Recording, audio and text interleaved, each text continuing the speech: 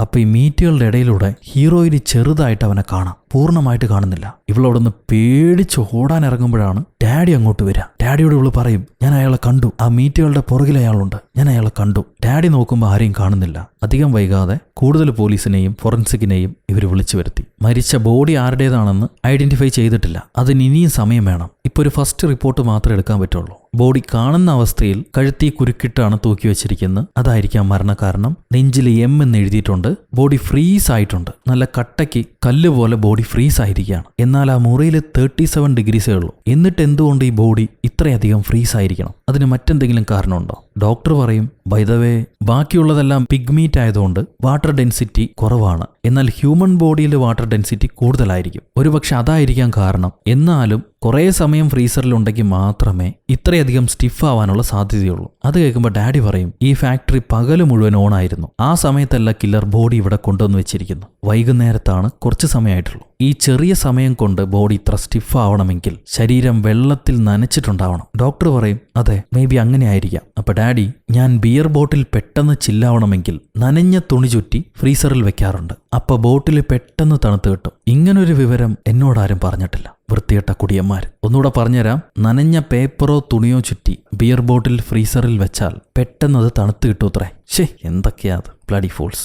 Daddy പറയും, so body ഇങ്ങനെ ഫ്രീസായി നമ്മളെ കാണിക്കണമെങ്കിൽ അത് വെള്ളം നനഞ്ഞിട്ടുണ്ട് എന്നാണ് കില്ലർ ഉദ്ദേശിക്കുന്നത്. അങ്ങനെയാണെങ്കിൽ അടുത്തുള്ള പുഴ നമുക്ക് പരിശോധിക്കേണ്ടതുണ്ട്. ഇവരുടനെ തന്നെ അടുത്തുള്ള റിവർ ചെക്ക് ചെയ്യും. അപ്പൊ ഉപേക്ഷിക്കപ്പെട്ട നിലയിൽ ഒരു കാറ് കണ്ടെത്തുന്നുണ്ട്. അതൊരു പക്ഷെ ഇപ്പൊ മരിച്ച വിക്ടിമിന്റെ കാറാകാം. ആ കാർ ഇവര് വലിച്ചെടുക്കുന്ന സമയത്താണ് ഹീറോയിൻ ഡാഡിയോട് പറയാ, നിങ്ങൾ ആ കാര്യം ഹീറോയോട് പറയേണ്ട സമയമായി, ഇനിയും വൈകിപ്പിക്കരുത്. അപ്പൊ ഡാഡി, ഞാൻ എത്രയോ കുടുംബങ്ങളോട് അവർക്ക് പ്രിയപ്പെട്ടവര് മരിച്ചുപോയ സംഭവം വളരെ ജാള്യതയോട് പറഞ്ഞിട്ടുണ്ട്. ഒരിക്കലും ആ ഇമോഷൻസിൽ ഇൻവോൾവ് ആയിട്ടില്ല. കുത്തി ചത്തു, കുടല് പുറത്തു വന്നു എന്നൊക്കെ വളരെ എളുപ്പത്തിൽ പറയുമായിരുന്നു. പക്ഷെ ഇപ്പം എന്തോ എനിക്ക് കഴിയുന്നില്ല, ഞാൻ എങ്ങനെയെങ്കിലും ശ്രമിക്കട്ടെ. ഇതും പറഞ്ഞ് ഡാഡി മെല്ലെ ഹീറോയുടെ അടുത്തേക്ക് പോകും. അടുത്ത് പോയി ഒന്നും മിണ്ടാതെ നിൽക്കുമ്പോൾ ഹീറോയ്ക്ക് മനസ്സിലാക്കും, ഞാൻ ഒരുപാട് കാലമായിട്ട് നിന്റെ ഈ നിൽപ്പ് കാണുന്ന, എന്താ പറയണ്ടേന്ന് വെച്ചാൽ പറഞ്ഞോ എന്ന് ഹീറോ ചോദിക്കും. അപ്പൊ ഡാഡി, നീ ഈ ഫോട്ടോയിലേക്ക് ഒന്നുകൂടെ നോക്കുന്നു പറഞ്ഞിട്ട് ഹീറോയുടെ വൈഫിന്റെ ഫോട്ടോ കാണിച്ചു കൊടുക്കും. ഇതെന്തിനാ ഇപ്പൊ കാണിക്കണേന്ന് ഹീറോ ചോദിക്കുമ്പോൾ ഡാഡി പറയും, അന്ന് ജെസ്സി മരിച്ചപ്പോ കള്ളൻ തോന്നിയാസത്തിന് വെട്ടിയെന്നാണ് നമ്മൾ വിചാരിച്ചത്.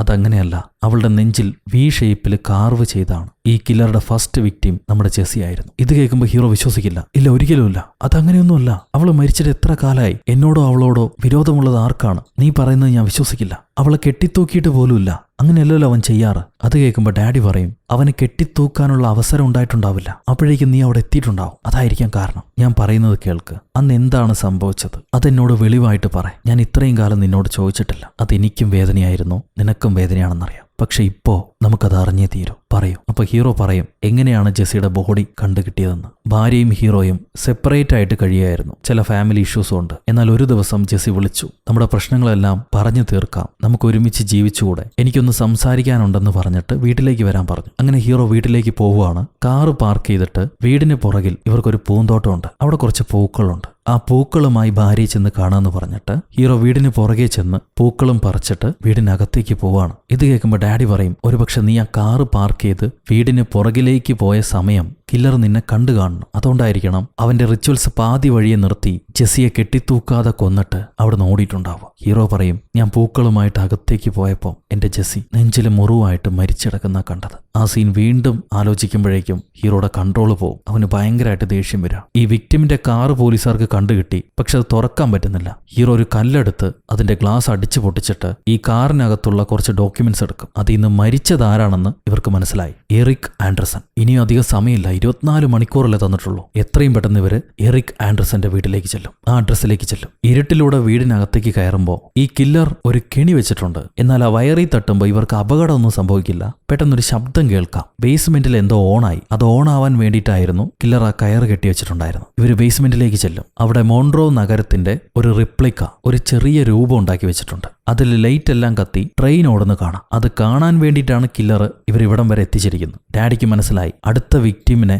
ഇവർക്ക് എവിടെയാണ് കാണാൻ പറ്റുകയെന്ന്. കാരണം ഈ റിപ്ലിക്കയിൽ തന്നെ ഒരു ഹ്യൂമൻ ബോഡി കണക്കെ ഒരു ടോയിനെ കില്ലർ കെട്ടിത്തൂക്കി വെച്ചിട്ടുണ്ട്. അതേ സ്പോട്ടിലായിരിക്കണം അടുത്ത വിക്ടിമും ഉണ്ടാവുക. ഹീറോ ഉടനെ കൺട്രോൾ റൂമിനെ വിളിച്ച് പറയുന്നുണ്ട് ഈ ബോഡി കെട്ടിത്തൂക്കി വെച്ചിരിക്കുന്നത് ട്രെയിൻ പാളത്തിന് മുകളിലായിട്ടാണ്. ട്രെയിൻ ബോഡിയെ ഇടിക്കാനുള്ള സാധ്യതയുണ്ട്. അതുവഴിയെ ട്രെയിൻ ഒന്നും കടത്തിവിടരുതെന്ന് ഹീറോ വിളിച്ചു പറയുന്നുണ്ടാവും. പക്ഷെ പെട്ടെന്ന് അവർക്കത് പ്രാവർത്തികമാക്കാൻ പറ്റുമോ എന്നുള്ളത് സംശയമാണ്. ഇവർ സ്പോട്ടിലേക്ക് എത്തുമ്പോഴേക്കും 10:54 ആയിട്ടുള്ളൂ. ഇനിയും 6 മിനിറ്റ് ഉണ്ട് വിക്ടിം മരിക്കാനായിട്ട്. സോ ഓൾമോസ്റ്റ് ഇവരെത്തി. നോക്കുമ്പോൾ വിക്ടിം ഇനിയും മരണപ്പെട്ടിട്ടില്ല. കെട്ടിത്തൂങ്ങി ശ്വാസം കിട്ടാതെ കിടന്ന് പെടുകയായിരിക്കും. ഹീറോ തോക്കെടുത്ത് ആ കെട്ടിത്തൂക്കിയ കേബിളി ഷൂട്ട് ചെയ്യുന്നുണ്ട്. പക്ഷെ അത് സ്റ്റീൽ കേബിളായിരിക്കും. കേബിൾ പൊട്ടില്ല. കില്ലർ അനാവശ്യത്തിന് ബുദ്ധിമാനാ. ഇവര് ബോഡിക്കടിയിലായി കാറ് പാർക്ക് ചെയ്തിട്ട് അയാളെ പൊക്കി കെട്ടഴിച്ചിറക്കാൻ ശ്രമിക്കുന്നുണ്ട്. പക്ഷെ ഇവർക്ക് സമയം പോരാ. ട്രെയിൻ അടുത്തെത്തിക്കഴിഞ്ഞു. അതേ സമയത്ത് കില്ലർ ചിരിച്ചുകൊണ്ട് ഇവർക്കൊരു 10 മീറ്റർ അകലെ വളരെ കൂളായിട്ട് നടന്നു പോകുന്നത് കാണാം. ഇവർക്ക് ആ കില്ലറെ പിടിക്കാനും പറ്റില്ല, വിക്ടിമിനെ രക്ഷപ്പെടുത്തുകയും വേണം. ട്രെയിനും വരുന്നുണ്ട്. ആകെ മൊത്തം ടെൻഷൻ പിടിച്ച സീനാ. ഇപ്പൊ കില്ലർ പോയിക്കോട്ടെ, ഈ മരണപ്പെട്ടുകൊണ്ടിരിക്കുന്ന ആളെ എങ്ങനെയെങ്കിലും രക്ഷപ്പെടുത്തണ്ടേ? അതിന് ഹീറോ പരിശ്രമിച്ചുകൊണ്ടിരിക്കുക. എന്നാൽ ആ കേബിള് മുറിച്ച് 10 സെക്കൻഡിനുള്ളിൽ ആളെ പുറത്തേക്ക് എടുക്കാൻ പറ്റില്ല. അതിന് ശ്രമിച്ചുകൊണ്ടിരുന്നാൽ ഹീറോനെയും ട്രെയിൻ ഇടിച്ചു തെറിപ്പിക്കും. സോ രണ്ടിൽ ഒരാളെ മാത്രമേ രക്ഷപ്പെടുത്താൻ പറ്റുള്ളൂ എന്ന് മനസ്സിലാക്കിയിട്ട് ഡാഡി ഹീറോയെ വലിച്ച് നിലത്തേക്കിടും. ട്രെയിൻ ഇവരെ കാറിനെയും ആ ബോഡിയെയും ഇടിച്ചു തെറിപ്പിക്കുന്നു. വലിയ ബ്ലാസ്റ്റ്. അങ്ങനെ ആ വിക്ടിം മരണപ്പെട്ടു. ഇപ്പൊ അവിടെ അടുത്തുള്ള ട്രെയിനിൽ ആ ഹാങ്മാന്റെ പടവും വരച്ചിട്ട്, ആ ഗെയിമിന്റെ പടവും വരച്ചിട്ട് സി എന്നുള്ള ലെറ്ററും കൂടെ അവൻ ആഡ് ചെയ്തിരിക്കുന്നു. ഹീറോയാണെങ്കിൽ ഡാഡിയെ ചീത്ത വിളിക്കുകയാണ്. ഞാൻ അയാളെ രക്ഷപ്പെടുത്തിയിട്ടുണ്ടാവും, നീ അനാവശ്യമായി എന്നെ വലിച്ചിട്ടു, നീയാണ് അവന്റെ മരണത്തിന് കാരണം, എല്ലാത്തിനും കാരണം നീയാ. അപ്പൊ ഡാഡി പറയും, ഞാൻ നിന്നെ വലിച്ചിട്ടില്ലായിരുന്നെങ്കിൽ നീ മരിച്ചു പോയനെ. അത് നിനക്കും അറിയാം. നീ മരിക്കാൻ തയ്യാറായിട്ട് തന്നെയാണ് അയാളെ രക്ഷപ്പെടുത്തിക്കൊണ്ടിരുന്നത്. നിന്റെ മനസ്സ് നിന്റെ കൺട്രോളിലില്ല. അങ്ങനെ നിനക്ക് മരിക്കണമെങ്കിൽ എന്നെയും കൊന്നേക്ക്. നമ്മളെല്ലാവർക്കും മരിക്കാം. അതാവുമ്പോൾ എളുപ്പമാണല്ലോ. ഒരു വേദന അറിയേണ്ട ആവശ്യമില്ല, ഒന്നും ചെയ്തു തീർക്കേണ്ട ആവശ്യമില്ല. മരിക്കാം, എന്നെയും കൊന്നേക്ക്. അതാണോ നിനക്ക് വേണ്ടത്? റോണി, എനിക്കൊരു കാര്യം അറിയായിരുന്നു. നീ ഔട്ട് ഓഫ് കൺട്രോൾ ആണ്. നിനക്ക് ഭ്രാന്ത് പിടിച്ചിട്ടുണ്ട്. You are cracking. നിന്റെ മനോനില ശരിയല്ല. എന്നാൽ അതറിഞ്ഞിട്ടും ഞാൻ നീ വിളിച്ചപ്പോൾ നിന്റെ കൂടെ വന്നു. എനിക്ക് നിന്നെ പഴയ അവസ്ഥയിലേക്ക് തിരിച്ചു കൊണ്ടുവരണമെന്നുണ്ട്. അതുകൊണ്ടാണ് ഞാൻ ഇപ്പോഴും നിന്റെ കൂടെ നിൽക്കുന്നത്. കൺട്രോൾ വിട്ടു പോകലടാ. എനിക്കറിയാം ആ കില്ലറെ എത്രമാത്രം നീ പിടിക്കാൻ ആഗ്രഹിക്കുന്നു. ഞാനുണ്ട് നിന്റെ കൂടെ. അവളും എന്റെ മോളായിരുന്നു, നീയും എന്റെ മകനാണ്. ഞാൻ ഒരിക്കലും നിങ്ങളെ കൈവിടില്ല. നമുക്ക് അവനെ പിടിക്കാം. നീ ശാന്തനാകും എന്ന് പറഞ്ഞ് ഡാഡി ഹീറോയെ കെട്ടിപ്പിടിക്കും. ഇപ്പൊ പിറ്റേന്ന് പോലീസുകാർ എത്രമാത്രം ഈ മിഷൻ സീക്രട്ടായിട്ട് വെച്ചിരുന്നാലും ഇപ്പൊ അവസാനം മരണപ്പെട്ട ആളെ പബ്ലിക്കലി അല്ലേ കൊല ചെയ്ത്. അതുകൊണ്ട് ആ ന്യൂസ് നാട് മുഴുവൻ വൈറലായിട്ട് പരന്നു. കൊല ചെയ്തുകൊണ്ടിരിക്കുന്നത് ഒരു സീരിയൽ കില്ലറാന്ന് നാട്ടുകാർക്കെല്ലാം മനസ്സിലായി. നമ്മുടെ സ്റ്റേഷനിലെ എല്ലാ പോലീസുകാരും ഭ്രാന്ത് പിടിച്ചിരിക്കുകയാണ്. എത്രയും പെട്ടെന്ന് ആളെ കണ്ടുപിടിക്കാനുള്ള പ്രഷർ മോളിൽ നിന്ന് വരുന്നുണ്ട്. ഫോറൻസിക് ആൾക്കാർ തെരഞ്ഞ് കിണഞ്ഞ് ശ്രമിച്ചിട്ടും ഒരു തുമ്പം കിട്ടിയിട്ടില്ല. ഹീറോ പറയും, നമുക്കിനി 30 മിനിറ്റ് മാത്രമേ ബാക്കിയുള്ളൂ, അടുത്ത കൊലപാതകം നടക്കും. എന്താണ് ചെയ്യുക? അപ്പൊ ഡാഡി നമ്മൾ അവന്റെ ടൈം ലൈൻ ബീറ്റ് ചെയ്തു. ഓൾമോസ്റ്റ് ലാസ്റ്റ് വിക്ടിമിനെ രക്ഷപ്പെടുത്തിയതാ. നീ ടെൻഷൻ ആവാതെ അടുത്ത ആളെ രക്ഷപ്പെടുത്താം. അപ്പൊ ഹീറോ, നീ ആ മരിച്ച ആൾക്കാരുടെ വീട്ടുകാരോട് പറയും ഞങ്ങൾ ഓൾമോസ്റ്റ് രക്ഷപ്പെടുത്തിയെന്ന്. അവര് സമാധാനിക്കുവാണെങ്കിൽ ഞാനും സമാധാനിച്ചോളാം. അപ്പൊ ഹീറോയും ചോദിക്കും, ഗൈസ്, ഇതിനു മുന്നേ മരണപ്പെട്ട എല്ലാ വിക്ടിംസും മരിച്ച് കെട്ടിത്തൂക്കിയ അവസ്ഥയിലായിരുന്നു നമ്മൾ കണ്ടത്. പക്ഷെ അവസാനം മരണപ്പെട്ട ആളെ ട്രെയിൻ ഇടിച്ച് മരിക്കാൻ വേണ്ടിയിട്ടാണ് കില്ലർ കെട്ടിത്തൂക്കിയിട്ടുണ്ടായിരുന്നത്. അങ്ങനെയാണെങ്കിൽ അതൊരു സിഗ്നൽ അല്ലേ? ട്രെയിൻ വെച്ച് നോക്കുകയാണെങ്കിൽ എറിക് ആൻഡർസന്റെ വീട്ടിൽ ഇങ്ങനെ ഒരു റിപ്ലിക്ക ഉണ്ടെന്നുള്ളത് എങ്ങനെയാ കില്ലർക്ക് അറിയാം? ആ എറിക് ആൻഡർസനെ കൊല്ലുകയും ചെയ്തു. അവന്റെ റിപ്ലിക്ക വെച്ചിട്ടാണ് അടുത്ത വിക്ടിമിനെ നമുക്ക് അവൻ കാണിച്ചു തന്നു. ഇത് തമ്മിൽ എന്തെങ്കിലും ഒരു കണക്ഷൻ ഉണ്ടാവണമല്ലോ. അപ്പൊ ഒരു പോലീസുകാരൻ ഫോറൻസിക്കിൽ പുതിയൊരു ഫിംഗർ പ്രിന്റ് കിട്ടിയിട്ടുണ്ട്. നേതൻ ഷൈൻ എന്ന് പറയുന്ന ആളുടെ ഫിംഗർ പ്രിന്റ് ആണ് ലാസ്റ്റ് വിക്ടിമിന്റെ ശരീരത്തിൽ നിന്ന് കിട്ടിയിരിക്കുന്നത്. നേതൻ ഷൈൻ അതാരാണെന്ന് ഹീറോ ആലോചിച്ചുകൊണ്ട് നിൽക്കുമ്പോൾ ഡാഡി പെട്ടെന്ന് ടെൻഷനായി, നമ്മുടെ ക്യാപ്റ്റൻ എവിടെ? ക്യാപ്റ്റൻ ഇന്ന് ഓഫീസിലേക്ക് വന്നില്ലെന്ന് ചോദിക്കും. പോലീസുകാർ പറയും, ഇല്ല, ക്യാപ്റ്റൻ നേരത്തെ പോയിരുന്നു, വീട്ടിൽ എന്തോ വർക്കുണ്ടെന്ന് പറഞ്ഞിട്ട് ക്യാപ്റ്റൻ നേരത്തെ പോയി എന്ന് പറയും. ഹീറോ ചോദിക്കുകയാണ്, എന്താ പറ്റിയ ഡാഡി, എന്താ പറ്റിയത്? അപ്പൊ ഡാഡി, നേതൻ ഷൈനിന്റെ കാറാണ് ക്യാപ്റ്റൻ ഇടിച്ചിട്ട് ക്യാപ്റ്റന്റെ കാല് തളരാൻ കാരണം. അയാൾ മദ്യപിച്ച് കാർ ഓടിച്ച് ഇടിച്ചിട്ടതാ. കുറെ നാൾ ജയിലിലായിരുന്നു, ഇപ്പൊ റിലീസായിട്ടേ ഉള്ളൂ. അയാളുടെ ഫിംഗർ പ്രിന്റ് കാണിക്കണമെങ്കിൽ ക്യാപ്റ്റൻ ആയിരിക്കണം എന്തെങ്കിലും അപകടം പറ്റിയിട്ടുണ്ടാവുക. അതാണ് കില്ലർ സൂചിപ്പിക്കുന്നത്. എത്രയും പെട്ടെന്ന് ക്യാപ്റ്റന്റെ വീട്ടിലേക്ക് പോകണമെന്ന് പറഞ്ഞിട്ട് ഇവര് കാർ എടുത്ത് ക്യാപ്റ്റന്റെ വീട്ടിലേക്ക് പാഞ്ഞു വരുന്നു. ഇപ്പൊ 24 മണിക്കൂറായിട്ടില്ല. അതുകൊണ്ട് ഭാഗ്യത്തിന് ക്യാപ്റ്റൻ മരണപ്പെട്ടിട്ടില്ല, കെട്ടിത്തൂക്കി വെച്ചിരിക്കുക. ഈ വീട്ടിലും കില്ലർ ചെറിയ കെണിയൊക്കെ ഒരുക്കിയിട്ടുണ്ട്. ആ കെണിയിൽ ചവിട്ടിയാല് ക്യാപ്റ്റൻ പെട്ടെന്ന് മരിക്കും. ഭാഗ്യത്തിന് മരണപ്പെടാതെ ക്യാപ്റ്റൻ ഇവർക്ക് തിരിച്ചു കിട്ടി. സീലിംഗിലേക്ക് ഷൂട്ട് ചെയ്ത് ആ കുളത്തന്നെ പൊട്ടിച്ച് ഇവര് ക്യാപ്റ്റനെ രക്ഷപ്പെടുത്തും. ഇപ്രാവശ്യം നെഞ്ചിലെ ലെറ്റർ പൂർണ്ണമായിട്ട് അവൻ എഴുതിയിട്ടില്ല. അങ്ങനെയാണെങ്കിൽ ഇവര് വരുന്ന കണ്ടിട്ട് അവൻ എവിടെയെങ്കിലും ഒളിച്ചിരിക്കുന്നുണ്ടാവും. റോണി, നീ ചെന്ന് നോക്കുന്ന് പറയും ഡാഡി. ഹീറോ പതിയെ വീടിനകത്തേക്ക് പോകുന്നു. ആരോ ബാത്ത് ടബിലുണ്ട്. പെട്ടെന്ന് കർട്ടൻ മാറ്റി തോക്ക് ചൂണ്ടുമ്പോ ക്യാപ്റ്റന്റെ വീട്ടിന് കാവലിരുന്ന പോലീസുകാരനാണ് അവിടെ കിടക്കുന്നത്. ഇപ്പൊ ഒരു പോലീസുകാരൻ ഡാഡിയെ പാസ് ചെയ്ത് പോകുന്നുണ്ടാവും. ഡാഡിക്ക് സംശയമൊന്നും ഉണ്ടാവില്ല. ഇവിടെ ബാത്ത് ടബിന് അരികിലായിട്ട് പോലീസുകാരുടെ എക്യുപ്മെന്റ്സ് കിടക്കുന്ന കാണുമ്പോൾ ഹീറോ ഡാഡിയെ വിളിച്ചു പറയും, ആർച്ചർ അവൻ പോലീസ് വസ്ത്രം മാറിയിട്ടുണ്ട്, അവനെ വിടാൻ പാടില്ല. ഡാഡി ഇത് കേൾക്കുമ്പോഴേക്കും കില്ലർ അവിടെ നിന്ന് ചിരിച്ചുകൊണ്ട് ഓടിക്കളഞ്ഞു. ഇവര് പുറകെ ഓടുന്നുണ്ട്, പക്ഷെ ആളെ കാണുന്നില്ല. മറ്റൊരു പോലീസിനെ കണ്ട് ഈ കില്ലറാന്ന് തെറ്റിദ്ധരിക്കും. പെട്ടെന്നാണ് ഒരു റേസ് ബൈക്കുമായിട്ട് കില്ലർ അവിടുന്ന് രക്ഷപ്പെട്ടു പോകുന്നു. ആ ബൈക്കിന്റെ കളർ ഇവർക്ക് മനസ്സിലായി. ഇവര് പുറകെ വേഗത്തിൽ വെച്ച് പിടിക്കും, അവന് വിട്ടുകൊടുക്കില്ല. ഈ കില്ലർ അമിത വേഗത്തിൽ പോകുമ്പോൾ മറ്റൊരു കാറി ഇടിച്ച് തെറിച്ചു വീഴുന്നുണ്ട്. അത് കഴിഞ്ഞ് ഒരാളില്ല ബ്രിഡ്ജിനടിയിലേക്ക് ഈ കില്ലർ ഓടിപ്പോവും. ഹീറോ പുറകെ കാറുമായിട്ട് വേഗത്തിൽ പോവാണ്. ഒരു സ്ഥലത്തെത്തുമ്പോൾ ഇവൻ ചിരിച്ചുകൊണ്ട് ഇവരെ നോക്കി നിൽക്കുന്നുണ്ടാവും. എന്തുകൊണ്ടാണെന്ന് ഇവർക്ക് മനസ്സിലായില്ല. പെട്ടെന്നാണ് ഒരു വലിയ ട്രക്ക് ഹീറോയുടെ കാറിന് ഇടിച്ചു തെറിപ്പിക്കുന്നത്. ഇവര് ബോധം കെട്ട് കിടക്കുന്നത് ചിരിച്ചുകൊണ്ട് നോക്കി നിന്നിട്ട് കില്ലർ അവിടെ നിന്ന് ഓടി രക്ഷപ്പെടും. ഭാഗ്യത്തിന് നമ്മുടെ ആൾക്കാർ വലിയ പരിക്കുകളൊന്നും ഇല്ലാതെ രക്ഷപ്പെട്ടു. ഇപ്പൊ ഹോസ്പിറ്റലിൽ വെച്ച് റിപ്പോർട്ടർ ഹീറോയിനോട് പറയാണ്, കാര്യങ്ങൾ കൈവിട്ടു പോകാൻ തുടങ്ങിക്കഴിഞ്ഞു, നിന്റെ ജീവന് വരെ ആപത്താവും. അതുകൊണ്ട് ഇതിവിടെ വെച്ച് ഡ്രോപ്പ് ചെയ്ത് താൻ തന്റെ മറ്റ് ജോലികൾ നോക്കി പോണം. ഈ കേസ് ഞങ്ങൾ കൈകാര്യം ചെയ്തോളാം എന്ന് പറയും. അതിനവള് മറുപടി ഒന്നും പറയുന്നില്ല. അപ്പോഴാണ് ഡാഡി സമയമില്ല, നമുക്ക് എത്രയും പെട്ടെന്ന് പോണമെന്ന് പറയാം. അതിനോടൊപ്പം തന്നെ ക്യാപ്റ്റൻ ഒരു പക്ഷേ ആ കില്ലറെ കണ്ടിട്ടുണ്ടോ എന്ന് ചോദിക്കുന്നുണ്ട്. ഹീറോ പറയും, ഇല്ല, ഞാൻ ക്യാപ്റ്റനോട് സംസാരിച്ചു. പുറകിൽ നിന്ന് അറ്റാക്ക് ചെയ്തുകൊണ്ട് തന്നെ കില്ലറെ മുഖം ക്യാപ്റ്റന് കാണാൻ സാധിച്ചിട്ടില്ല. പിന്നെ അയാൾ ഓടിച്ചിരുന്ന വെള്ള ബൈക്ക് അത് ചെക്ക് ചെയ്യുമ്പോൾ കളവ് പോയ വണ്ടിയാണ്, അത് വെച്ച് ആളെ പിടിക്കാൻ പറ്റില്ല. ഇപ്പൊ കാറി കയറിക്കഴിഞ്ഞ് ഹീറോയിൻ പറയും, ഞാൻ എന്തുകൊണ്ടാണ് നിങ്ങളുടെ ഈ പ്രൊജക്റ്റിലേക്ക് വന്നതെന്ന് ഇതുവരെ പറഞ്ഞില്ല. ഇതിനു മുന്നേ ഞാനൊരു ഡ്രഗ് കാർട്ടലിന്റെ ന്യൂസ് കവർ ചെയ്യായിരുന്നു. ആ സമയത്ത് ഡ്രഗ് ഡീൽ ചെയ്തുകൊണ്ടിരുന്ന ഒരു ഇടനിലക്കാരൻ അവൻ എന്നെ അറ്റാക്ക് ചെയ്തു. എന്റെ ശരീരത്ത് കയറിയിരുന്ന് എന്റെ തലക്കടിച്ചു. ഞാൻ മരിച്ചുപോയി എന്നാണ് കരുതിയത്. ബോധം വന്നപ്പോൾ ആശുപത്രിയിലായിരുന്നു. ഒരിക്കലും ആ അറ്റാക്കറെ വെറുതെ വിടാൻ പാടില്ലെന്ന് പറഞ്ഞ് ഞാൻ കേസ് ഫയൽ ചെയ്തു. മൈക്കിൾ എന്ന ഡിറ്റക്റ്റീവാണ് ആ കേസ് അന്വേഷിച്ചത്. അദ്ദേഹം ഉറപ്പായും അവനെ കണ്ടുപിടിക്കുമെന്ന് പറഞ്ഞു. അദ്ദേഹം കണ്ടുപിടിക്കുകയും ചെയ്തു. എന്നാൽ ആ ഇടനിലക്കാരൻ ഡിറ്റക്റ്റീവിനെ ഷൂട്ട് ചെയ്ത് കൊന്നു. അയാൾക്കൊരു ഭാര്യയും ഒരു കൊച്ചു മാലാക കുഞ്ഞും ഉണ്ടായിരുന്നു. പലപ്പോഴും ഞാൻ എന്നെ തന്നെ കുറ്റപ്പെടുത്താറുണ്ട്, ഒരുപക്ഷെ ഞാൻ കാരണമാണോ അങ്ങേര് മരിച്ചതെന്ന്. ജനങ്ങൾക്ക് പോലീസിന്റെ ത്യാഗം അറിയില്ല, അവർ മനസ്സിലാക്കില്ല. അതവരെ അറിയിപ്പിക്കാൻ വേണ്ടിയിട്ടാണ് ഞാൻ നിങ്ങളോടൊപ്പം ഈ പ്രോജക്റ്റിലേക്ക് ഉൾക്കൊണ്ടത്. അതുകൊണ്ട് എന്തൊക്കെ പറഞ്ഞ് എന്നെ പിന്തിരിപ്പിക്കാൻ ശ്രമിച്ചാലും ഞാൻ പിന്തിരിഞ്ഞു പോകുന്നില്ല. ഈ കില്ലറെ പിടിക്കുന്നത് വരെ ഞാൻ നിങ്ങളുടെ കൂടെ തന്നെ ഉണ്ടാവുമെന്ന് ഹീറോയിൻ പറയും. എന്നാ ശരി, മരിക്കാൻ തയ്യാറായിക്കോ എന്ന് പറഞ്ഞിട്ട് ഡാഡി വണ്ടി എടുക്കുകയാണ്. പുള്ളിക്കാരൻ എല്ലാത്തിനെയും സിമ്പിളായിട്ടാണ് കാണുന്നത്. ഇപ്പം നമ്മുടെ ആൾക്കാർ സ്റ്റേഷനിലേക്ക് വന്നിട്ട് ഒന്നുകൂടെ കാര്യമായിട്ട് ഡിസ്കസ് ചെയ്യും. ഇവരെന്തെങ്കിലും മിസ് ചെയ്യുന്നുണ്ടോ, എവിടുന്നെങ്കിലും മറ്റൊരു തുമ്പ് പിടിക്കാൻ പറ്റുന്നുണ്ടോ എന്നറിയാൻ വേണ്ടിയിട്ട്. അപ്പോഴാണ് ഡാഡി പറയുക, ആദ്യ കൊലപാതകം ജെസിക്കയാണെങ്കിൽ പിന്നീട് 1 വർഷം കഴിഞ്ഞിട്ടാണ് ഇവൻ മറ്റുള്ള കൊലപാതകങ്ങൾ ചെയ്യുന്നത്. അതെല്ലാം 24 മണിക്കൂർ ഇടവിട്ട്. എന്നാൽ ആദ്യ കൊലപാതകം കഴിഞ്ഞ് എന്തുകൊണ്ട് ഇത്രയും വലിയ ഗ്യാപ്പ്, നിനക്കത് പറയാൻ പറ്റുമോ എന്ന് ഡാഡി ഹീറോയോട് ചോദിക്കും. അതിനിടയിൽ എന്തോ സംഭവിച്ചിട്ടുണ്ട്. അപ്പൊ ഹീറോ പറയും, നമ്മൾ ഒരുപാട് കില്ലേഴ്സിനെ കൈകാര്യം ചെയ്തിട്ടുണ്ട്, വീണ്ടും വീണ്ടും കൊല ചെയ്യുന്ന കില്ലേഴ്സ്. അവരെ സ്റ്റോപ്പ് ചെയ്യണമെങ്കിൽ 3 കാര്യങ്ങളെ നടന്നിട്ടുണ്ടാവുള്ളൂ. ഒന്നാമത്, അയാൾ മരണപ്പെടണം, അത് സംഭവിച്ചിട്ടില്ല. രണ്ടാമത്, അയാൾ പിടിക്കപ്പെടണം, അതും സംഭവിച്ചിട്ടില്ല. മൂന്നാമത്തെ റീസൺ, മറ്റെന്തെങ്കിലും കേസിൽ അവൻ അകത്തായിട്ടുണ്ടാവണം, ജയിലിനകത്തായിട്ടുണ്ടാവണം. ഈ 3 റീസൺസ് മാത്രമേ ഒരു കില്ലർ തുടർച്ചയായ കൊലപാതകങ്ങളിൽ നിന്നും മാറി നിൽക്കാനുള്ള റീസൺ ആയിട്ട് വരുന്നുള്ളൂ. അപ്പൊ ഡാഡി പറയും, അങ്ങനെയാണെങ്കിൽ തീർച്ചയായിട്ടും ആ 3ാമത്തെ റീസൺ ആയിരിക്കും കാരണം. ഈ 1 വർഷത്തെ ഗ്യാപ്പിൽ നീയോ ഞാനോ അറസ്റ്റ് ചെയ്ത ഏതെങ്കിലും ഒരു പേഴ്സൺ ആണെങ്കിലോ. അത് കേട്ട് ഹീറോ പറയും, അങ്ങനെയാണെങ്കിൽ അത് 100ഓളം പേരുണ്ടാവും. അത്രയും പേരെ ക്വസ്റ്റ്യൻ ചെയ്യാനും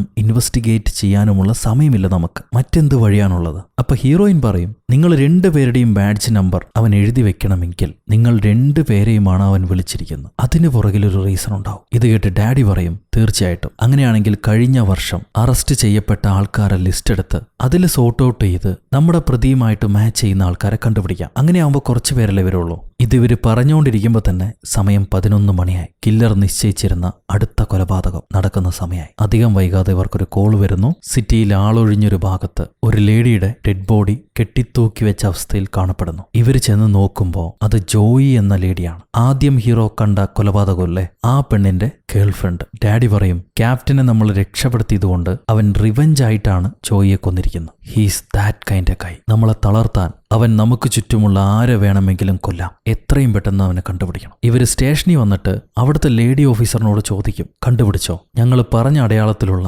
ആരെയെങ്കിലും എന്തെങ്കിലും നിങ്ങൾ കണ്ടുപിടിച്ചോ? സോ ഇവര് പോകുന്നതിന് മുന്നേ തന്നെ കഴിഞ്ഞ 1 വർഷത്തിൽ അറസ്റ്റ് ചെയ്യപ്പെട്ട ആൾക്കാരെ ഡീറ്റെയിൽസ് എടുക്കാൻ പറഞ്ഞിരുന്നു. അതിൽ 5 പേരെ ഇപ്പത്തെ ലേഡി ഓഫീസർ സോർട്ട് ഔട്ട് ചെയ്ത് വെച്ചിട്ടുണ്ട്. അവരുടെ ഡീറ്റെയിൽസ് സ്ക്രീനിലേക്ക് മാറ്റാൻ പറയും ഹീറോ. അതിൽ ആഡം കില്ലർമാൻ എന്നൊരു വ്യക്തിയുണ്ട്. അയാൾക്കാണ് ഈ ബയോഡാറ്റ ആപ്റ്റ് ആയിട്ടുള്ളത്. അയാളുടെ അഡ്രസ്സ് നോക്കുമ്പോൾ നേരത്തെ കൊല ചെയ്യപ്പെട്ട എറിക് ആൻഡർസൺ, അയാളുടെ വീടിന് അടുത്തായിട്ടാണ് ഇയാളുടെ വീടും വരുന്നത്. ഈ ആഡം കില്ലർമാൻ റെപ്ലിക്കൊക്കെ ഉണ്ടാക്കുന്ന ഒരു ആർട്ടിസ്റ്റാണ്. ഒരുപക്ഷെ എറിക് ആൻഡർസൺ ആഡമിന്റെ കയ്യിൽ നിന്നായിരിക്കും ഈ റെപ്ലിക്ക വാങ്ങിച്ചിട്ടുണ്ടാവുക എന്ന് ഡാഡി പറയും. എത്രയും പെട്ടെന്ന് തന്നെ ഇവര് ആഡമിന്റെ വീട്ടിലേക്ക് പോകുന്നു. പോലീസ് എത്തുന്നതിന് മുന്നേ ആഡം തലയ്ക്ക് വെടിയേറ്റ് മരിച്ച അവസ്ഥയിൽ ഇരിക്കുന്നുണ്ടാവും. ഇവർ അയാളുടെ മുറിയും വീടും ചെക്ക് ചെയ്യുമ്പോൾ ഇതുവരെ കൊല ചെയ്യപ്പെട്ട ആൾക്കാരുടെ മുഴുവൻ ഡീറ്റെയിൽസും ആ വീടിനകത്തുണ്ട്. എങ്ങനെയാണ് ഓരോരുത്തരെയും കൊല ചെയ്യാൻ പ്ലാൻ ചെയ്തത് അതിന്റെ എല്ലാ ഡീറ്റെയിൽസും ആ വീടിനകത്തുണ്ട്. സോ ഈ മരിച്ച ആഡം തന്നെയാണ് കൊലയാളി എന്ന് ഉറപ്പിക്കാനുള്ള മുഴുവൻ ഡീറ്റെയിൽസും ആ വീടിനകത്തുണ്ടാവും. പോരാത്തതിന് അവസാനമായി ഒരു പോലീസുകാരന്റെ വസ്ത്രം ഇട്ടിട്ടല്ലേ ഇയാൾ രക്ഷപ്പെട്ടത്,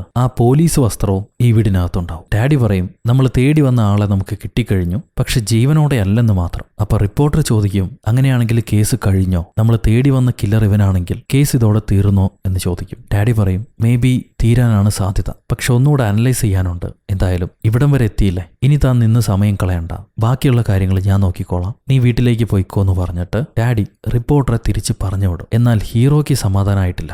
ഗെയിം ഫിനിഷ് ആവാതെ എങ്ങനെ കില്ലർ സ്വയം മരണപ്പെടും, ആത്മഹത്യ ചെയ്യും, അതിന് സാധ്യതയില്ല എന്ന് ഹീറോ. നമ്മൾ ഓരോ ലീഡും കണ്ടുപിടിച്ചിട്ടാണ് അവന്റെ അടുത്തേക്ക് ചെന്നത്, അതും അവൻ ഇട്ട് തന്ന ലീഡ്. എന്നിട്ട് എന്തുകൊണ്ട് അവൻ ജീവിതം അവസാനിപ്പിക്കും, അതിന് സാധ്യതയില്ല. ഇത് കേട്ട് ഡാഡി പറയും നീ എല്ലാ കേസിനും ലോജിക്ക് കണ്ടുപിടിച്ച് പോയാൽ ചിലപ്പോൾ അത് സത്യമാകണം, അതിനു പിറകിൽ ഒരു കഥയുണ്ടാകണം എന്നൊന്നും നിർബന്ധമില്ല. ഇതൊരു പ്രാന്തൻ സൈക്കോ ആൾക്കാരെ കൊന്നുകൊണ്ടിരുന്ന സംഭവമാണ്. അവന് പിടിക്കപ്പെടും എന്നായപ്പോ ആത്മഹത്യ ചെയ്യേണ്ടി വന്നു, അങ്ങനെ കണ്ടാ മതി. ഇത് കേട്ടിട്ട് ഹീറോ പറയും നീ പറയുന്നത് പോലെ ആവട്ടെ ആർച്ചർ, പക്ഷേ എനിക്കത് പൂർണ്ണമായി ഉറപ്പിക്കണം. നമുക്ക് ക്രിസ്റ്റിയെ ചെന്ന് കാണാം, അതായത് റിപ്പോർട്ടറെ. അവൾ ഈ കേസിലുടനീളം റെക്കോർഡ് ചെയ്ത റെക്കോർഡിങ്സ് ഒന്നുകൂടെ കേട്ട് നോക്കാം, നമുക്ക് അതിൽ നിന്നും എന്തെങ്കിലും തുമ്പ് കിട്ടാതിരിക്കില്ല. ഡാഡി പറയും ആയിക്കോട്ടെ, നിന്റെ താല്പര്യം പോലെ നമുക്ക് പോകാമെന്ന് പറഞ്ഞിട്ട് ഇവര് ക്രിസ്റ്റിയുടെ വീട്ടിലേക്ക് പുറപ്പെടുന്നുണ്ട്. ആ സമയത്ത് ക്രിസ്റ്റി വീട്ടിൽ വെച്ച് ഈ റെക്കോർഡിങ്സ് കേട്ടുകൊണ്ടിരിക്കുമ്പോൾ അതിൽ പെട്ടെന്ന് കില്ലറ ശബ്ദം കേൾക്കാം. നിനക്ക് നിന്റെ തലയിൽ കിട്ടിയ ഒരു തഴമ്പ് പോരടി, ഇനിയുള്ളത് ഞാൻ തരാം എന്നായിരിക്കും ആ വോയിസ്.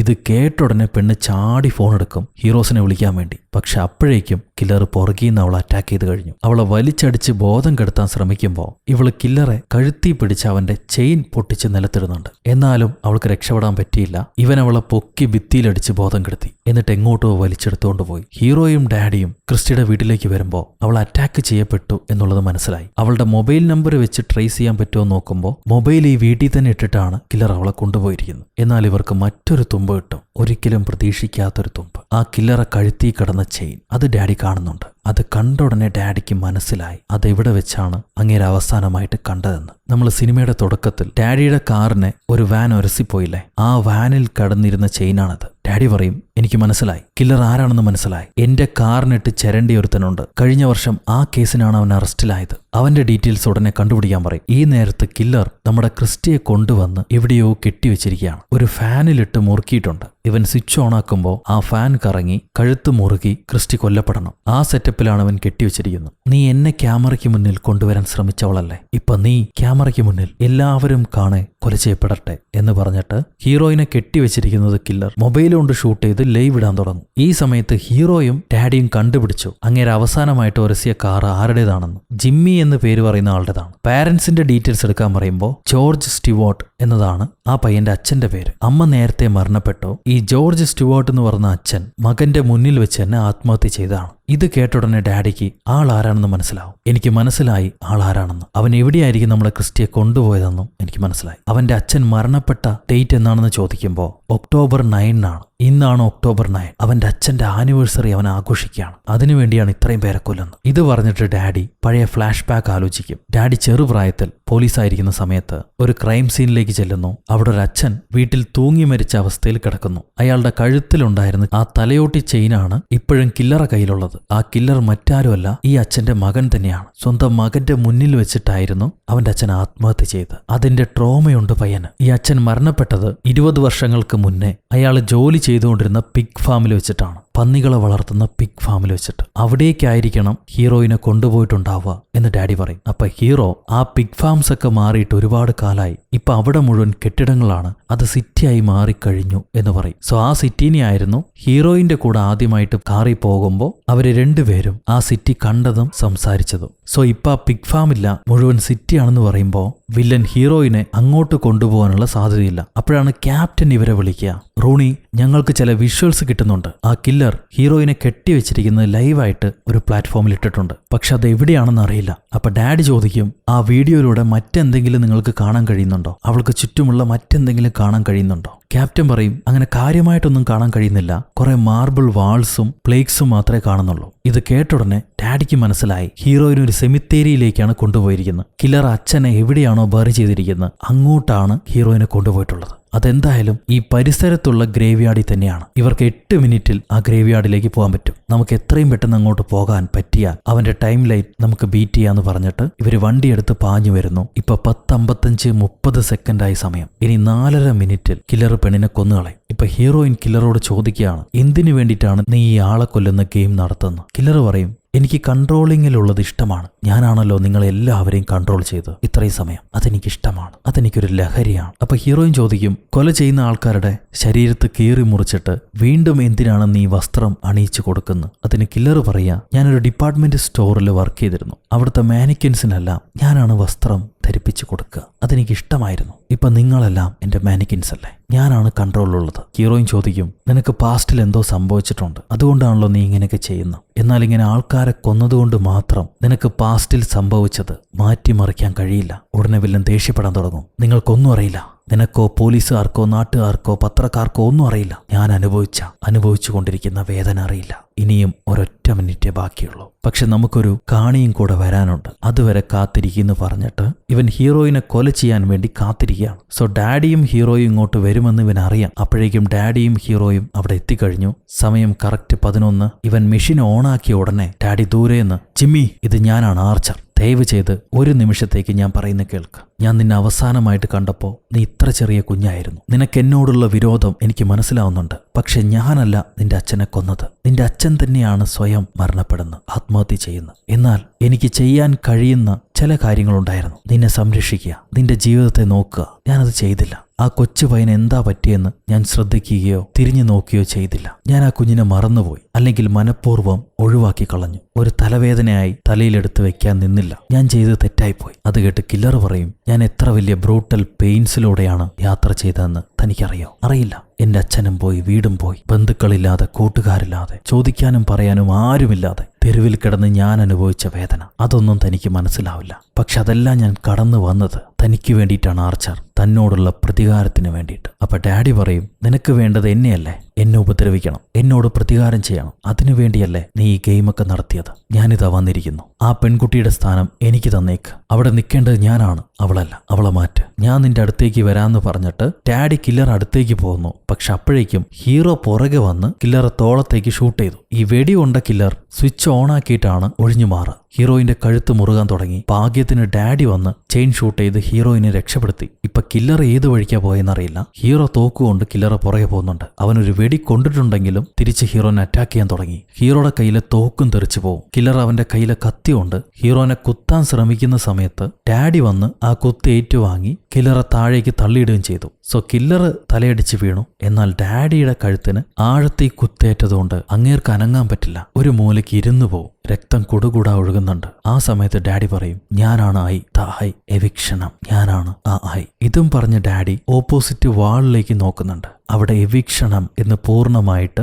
എല്ലാ ലെറ്ററും എഴുതി വെച്ചിട്ടുണ്ടാവും. ഹാങ്മാന്റെ ഗെയിം അവസാനിച്ചു. അതിലെ 2 ഐയും ഇപ്പോഴാണ് അവൻ എഴുതി വെച്ചിരിക്കുന്നത്. സോ 2 പേരെ കൊല്ലാൻ അവൻ നിശ്ചയിച്ചിട്ടുണ്ടായിരുന്നു ഇന്ന്. അതിലൊന്ന് നമ്മുടെ ഡാഡി ആയിപ്പോയി. മറ്റേത് നീ തന്നെയാണടാന്ന് പറഞ്ഞിട്ട് ഹീറോ തോക്കെടുത്ത് കില്ലർക്ക് ബാക്കിയുള്ള ജീവനും കൂടെ വെടിവെച്ച് കൊന്ന് ഇല്ലാതാക്കും. അങ്ങനെ ആ കില്ലറ താണ്ഡവം ഇവിടെ വെച്ച് അവസാനിക്കുന്നു. ബ്ലാക്ക് ഔട്ട് ചെയ്താൽ നമ്മുടെ ഡാഡിക്ക് അന്തിമാദരവും കൊടുത്ത് ഈ ഭൂമിയിൽ നിന്നും പറഞ്ഞു വിട്ടാണ്. അവിടെ വെച്ച് ഈ കഥ സമാധാനപൂർവ്വം അവസാനിച്ചു എന്ന് വിചാരിക്കുമ്പോൾ ഒരു ടെയിലെൻറ്റും കൂടെ കൊടുക്കുന്നുണ്ട്. ഹീറോയ്ക്ക് ഒരു കുഞ്ഞ് ചെറിയൊരു പേപ്പർ തുണ്ട് കൊണ്ടുവന്ന് കൊടുക്കും. അതിൽ ഹാങ്മാന്റെ പുതിയ ഗെയിം സ്റ്റാർട്ട് ചെയ്തിരിക്കുന്നു, A എന്ന അക്ഷരത്തോടുകൂടെ. അവിടെ വെച്ച് ഹാങ്മാൻ എന്ന സിനിമ പൂർണ്ണമായിട്ടും അവസാനിക്കുന്നു. ഓക്കെ, സോ ഗൈസ്, എങ്ങനെയുണ്ട് ഈ കഥ? നിങ്ങൾക്ക് ഇഷ്ടപ്പെട്ടു എന്ന് വിചാരിക്കുന്നു. നിങ്ങളുടെ അഭിപ്രായം കമന്റിലൂടെ രേഖപ്പെടുത്തുക.